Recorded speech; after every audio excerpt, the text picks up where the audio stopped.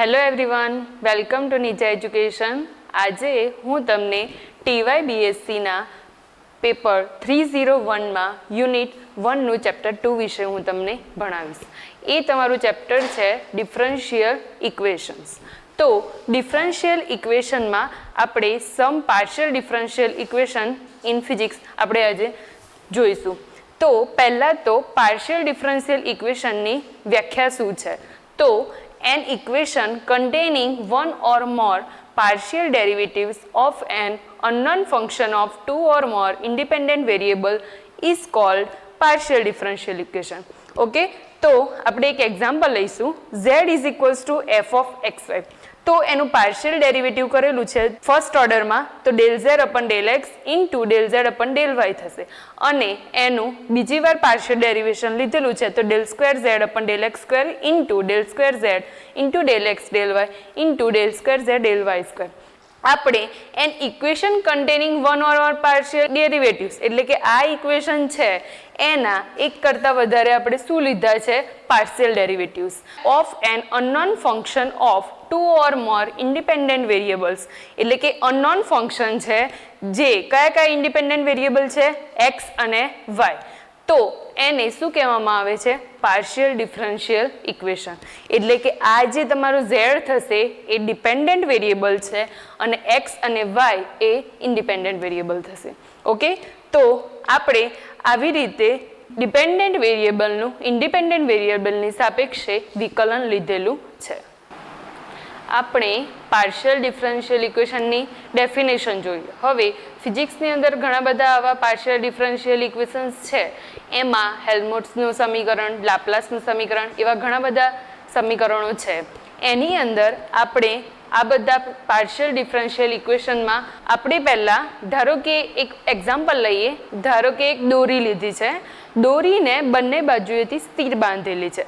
હવે જ્યારે દોરીને સ્થિર બાંધેલી હોય તો એની અંદર શું થશે? વાઇબ્રેશન થશે. વાઇબ્રેશન થવાને કારણે એની અંદર તરંગો ઉત્પન્ન થાય છે. એ તરંગ ઉત્પન્ન થવાને કારણે એની અંદર સ્થાનાંતર મળશે y ઓફ xt જેટલું.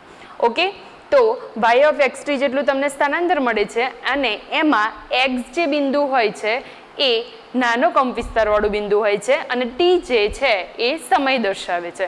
ઓકે, તો તરંગનું સમીકરણ આપણે એક પરિમાણમાં નીચે પ્રમાણે લખી શકીએ છીએ. ઓકે, તો તરંગનું સમીકરણ થશે 1/c² del square Y X T upon del T square is equals to del square Y X T upon del X square થશે. ઓકે, આ એ જે સમીકરણ લખ્યું છે એ એક પરિમાણમાં છે. હવે આપણે જોઈશું ત્રિપરિમાણમાં. તો ત્રિપરિમાણમાં શું થઈ જશે? એક બિંદુની જગ્યાએ 3 બિંદુ છે એટલે RT લખાશે. ઓકે, તો 1/c² del square phi RT upon del T square is equals to del square phi RT. આની જગ્યાએ હું અહીંયા ડેલ સ્ક્વેર લખી શકું. હવે આપણે સમીકરણ 2ના આનું સોલ્યુશન તમે આ લખી શકો, phi of RT is equals to u of r e raise to plus or minus j omega t છે. હવે આ સમીકરણને આ રીતે પણ લખી શકાય, del square plus k square you of r is equals to 0, જેમાં કે સ્ક્વેર શું છે? Omega square upon c square છે. જે આ સમીકરણને હેલ્મહોલ્ટ્ઝનું સમીકરણ કહેવામાં આવે છે. હવે આપણે આગળ જોઈશું લાપ્લાસનું સમીકરણ. લાપ્લાસના સમીકરણમાં જો ઇલેક્ટ્રોસ્ટેટિક પોટેન્શિયલમાં કોઈ પણ ચાર્જ ન હોય એક બિંદુએ, તો એટલે કે સમીકરણ 2માં ઇલેક્ટ્રોસ્ટેટિક પોટેન્શિયલ એટલે તમારું થશે phi ઓફ RT. એની અંદર કોઈ પણ ચાર્જ ન હોય તો તમને લાપ્લાસનું સમીકરણ મળે છે. એટલે કેટલું થશે? Del square phi of r is equals to 0.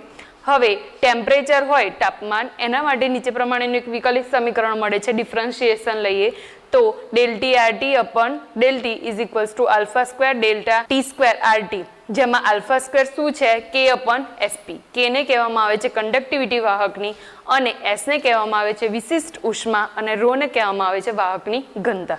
હવે જો ρ એ વાહકની ઘનતા હોય તો આપણે એનું ડિફરન્શિએશન આ પ્રમાણે લખી શકીએ છીએ અને આ ઇક્વેશનને ડિફ્યુઝન ઇક્વેશન કહેવામાં આવે છે. આપણે ઘણા બધા પાર્શિયલ ડિફરન્શિયલ ઇક્વેશન્સ જોયા અને આ પાર્શિયલ ડિફરન્શિયલ ઇક્વેશન ઘણી બધી ટેકનિકો યુઝ કરીને સોલ્વ કરવામાં આવે છે. આપણે પાર્શિયલ ડિફરન્શિયલ ઇક્વેશન્સ જોયા. હવે આપણે નેક્સ્ટ ટોપિક છે તમારો the method of separation of variables, એટલે કે વેરિયેબલને છૂટા પાડવા માટેની પદ્ધતિ એક આપણે જોઈશું. ઓકે, તો ધારો કે એક ડિફ્યુઝન ઇક્વેશન છે, તો del rho RT upon del T is equal to D del square rho of RT, આપણે આગળ જોયું એ પ્રમાણે. તો એમાં ધારો કે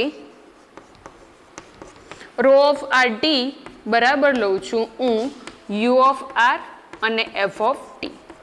આ ઇક્વેશન નંબર 2 આપે છે. ઓકે, તો યુ ઓફ આર ને એ શેનું વિધેય છે? આર નું વિધેય છે. અને F of T A T નું વિધેય છે. ઓકે, હવે આ સમીકરણ 2 ની કિંમત સમીકરણ 1 માં પુટ કરતા અને યુ ઓફ આર અને એફ ઓફ ટી વડે ભાગતા તો તમને શું મળશે કિંમત?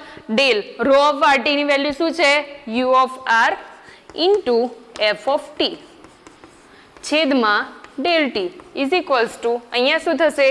D del square. અહીંયા યુ ઓફ આર ટી ની જગ્યાએ હું શું લખી શકીશ? U of R into F of T.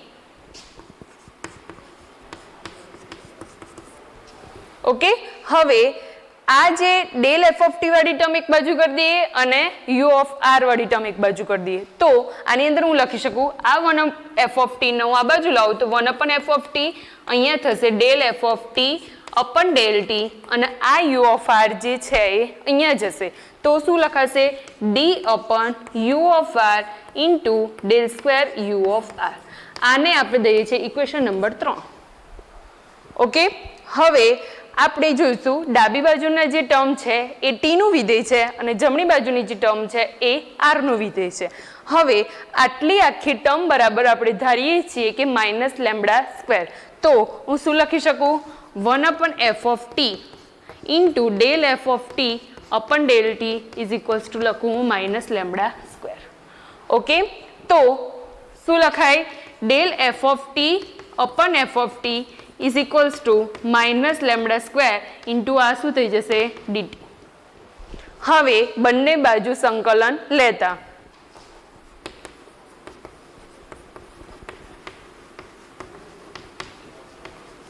તો આનું સંકલન થશે ln f of t, તો ઇઝ ઇક્વલ્સ ટુ આનું શું થશે? Minus lambda square T plus C. આ લીધો છે આપણે સંકલન અચળાંક. હવે જ્યારે t ઇઝ ઇક્વલ્સ ટુ 0 હોય તો f ઓફ t બરાબર શું થઈ જશે? f of 0. તો t ઇઝ ઇક્વલ્સ ટુ 0 તો f of t is equals two f of 0. t ની વેલ્યુ 0 મૂકી છે એટલા માટે. તો તમે આની અંદર કિંમત મૂકો તો ln f of 0 is equals two આ ટર્મ તો શું થઈ જશે? 0, કેમ કે t ઇઝ ઇક્વલ ટુ 0 મૂકી છે, ઇઝ ઇક્વલ ટુ શું થઈ જશે?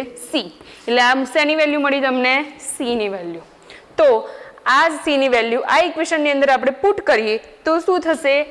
ln f ઓફ t બરાબર માઇનસ લેમ્બડા સ્ક્વેર t વત્તા ln f ઓફ 0. ઓકે, હવે તમને લાસ્ટમાં આ પ્રકારનું એક ઇક્વેશન મળ્યું ln f of t is equals to minus lambda square t plus ln f of 0. તો આ સમીકરણ હું કેવી રીતે લખી શકું? ln f ઓફ t આ બાજુ ટર્મ આ બાજુ આવશે તો શું થશે? માઇનસ ln f ઓફ 0, અને આ બાજુ શું રહેશે? Minus lambda square into T. માઇનસમાં છે બે સરખો છે તો શેમાં લખી શકું? ભાગાકારમાં. તો ln f of t upon f of 0 is equals to થશે minus lambda square into T. હવે ln છે પેલી બાજુ જશે તો શેમાં થશે? e રેસ ટુ ના ઘાતમાં. તમે આગળ ભણી ગયા છો. તો f of t upon f of 0 is equals two e raise to minus lambda square into T. Okay, તો હવે f ઓફ t ને કરતા બનાવો તો તમને ઇક્વેશન શું મળશે? f of 0 e raise to minus lambda square into T. આ જે ઇક્વેશન મળ્યું એ વેરિયેબલ્સને મેથડ ઓફ સેપરેશનથી મેળવ્યું છે. ઓકે, આપણે પહેલાં ઘણા બધા પાર્શિયલ ડિફરન્શિયલ ઇક્વેશન્સ જોયા. હવે એમાં આપણે હેલ્મહોલ્ટ્ઝ ઇક્વેશન અને લાપ્લાસ ઇક્વેશન એ બધા ઇક્વેશન તારવ્યા. હવે એને આપણે કાર્ટેશિયન કોઓર્ડિનેટ્સ, સ્ફેરિકલ કોઓર્ડિનેટ્સ અને સિલિન્ડ્રિકલ કોઓર્ડિનેટ્સમાં છૂટા પાડવાના છે. ઓકે, તો પહેલાં આપણે જોયું હતું હેલ્મહોલ્ટ્ઝ સમીકરણ, એની અંદર del square plus k square you of r is equals to 0. તો આપણે પહેલાં બધાના એટલે કે સ્પેરિકલ, સિલિન્ડ્રિકલ અને કાર્ટેશિયન કોર્ડિનેટમાં પહેલાં ડેલ સ્ક્વેર શોધી લઈશું અને પછી એ ઇક્વેશનની અંદર પુટ કરી અને આપણે આ ઇક્વેશનને છૂટા પાડીશું. ઓકે, તો પહેલાં ડેલ સ્ક્વેર શોધવા માટે આપણે કાર્ટેશિયન કોર્ડિનેટ લો તો એની અંદર h1, h2 અને h3 એની તેની હાઇટ થશે. તો 1, 1 અને 1 અને એના કોર્ડિનેટ્સ છે x, y અને z. તમે પહેલાં ભણી ગયા હશો. હવે સ્પેરિકલ કોર્ડિનેટ્સ લો તો સ્પેરિકલ માટે શું થશે? 1 r અને r sin θ અને એના કોર્ડિનેટ્સ થશે r θ અને phi. તેવી જ રીતે સિલિન્ડ્રિકલ માટે શું થશે? 1 rho અને 1 અને એના કોર્ડિનેટ્સ થશે rho, phi અને z. ડેલ સ્ક્વેર શોધવા માટેનું એક સૂત્ર છે, del square is equals two 1 અપન h1 h2 h3 d અપન dx1 h2 h3 અપન h1 d અપન dx1. એવી જ રીતે આખું સમીકરણ અહીંયા લખેલું છે. તો એની અંદર આ પ્રમાણે h1, h2 અને h3 અને x1, x2 અને x3 ની વેલ્યુ પુટ કરી અને આપણે સ્પેરિકલ માટે, સિલિન્ડ્રિકલ માટે અને કાર્ટેશિયન માટે આપણે ડેલ સ્ક્વેર શોધીશું. તો પહેલા આપણે જોઈશું del square for spherical coordinates. Okay, હવે આપણે સ્પેરિકલ કોર્ડિનેટ્સ માટે આ બધી વેલ્યુઓ મૂકીએ, h1, h2 અને h3 ની અને x1, x2 ની x3 ની વેલ્યુ મૂકીએ તો તમને આ પ્રમાણેનું એક ઇક્વેશન મળશે. તમે જોઈ શકો છો કે 1 અપન r સ્ક્વેર sin θ એટલે h1, h2 અને h3 ની વેલ્યુ કેટલી છે? r ઇન્ટુ r sin θ એટલે હું શું લખી શકું?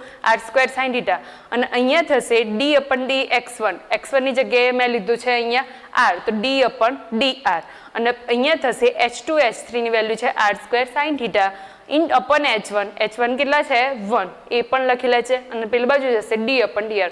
એવી જ રીતે બે ટર્મ d અપન x2 અને d અપન x3 વાળી લખી છે. ઓકે, હવે પછી 1 અપન r સ્ક્વેર sin θ આ બહાર લીધેલા છે. હવે આ બધા 1 અપન r સ્ક્વેર sin θ આખા સમીકરણ વડે ગુણતા તો શું મળશે તમને સમીકરણ? 1 અપન r સ્ક્વેર રહેશે કારણ કે r ની સાપેક્ષે વિકલન છે એટલે એ નહીં ઉડે.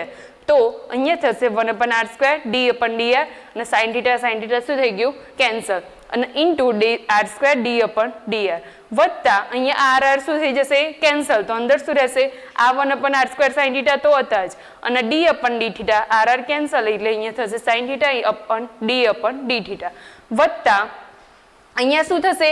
1 upon r square sin θ 1 upon r square sin θ અને r કેન્સલ તો sin θ ઇન્ટુ sin θ એટલે અહીંયા શું થશે? sin square θ d square upon d phi square થશે. ઓકે, તો આ તમને સ્પેરિકલ કોર્ડિનેટ્સ માટેનું સમીકરણ મળ્યું. તેવી જ રીતે આપણે હવે જોઈશું કાર્ટેશિયન કોર્ડિનેટ સિસ્ટમ માટે અને સિલિન્ડ્રિકલ માટે જોઈશું. હવે આપણે સ્પેરિકલ અને સિલિન્ડ્રિકલ માટે ડેલ સ્ક્વેર જોઈશું. તેવી જ રીતે સ્પેરિકલ અને સિલિન્ડ્રિકલ માટે શું થશે? પહેલાં 1 અપન h1, h2 અને h3 ની વેલ્યુ પુટ કરી દેવાની અને x1, x2 ની વેલ્યુ પુટ કરશો તો તમને આ પ્રમાણેનું ઇક્વેશન મળશે.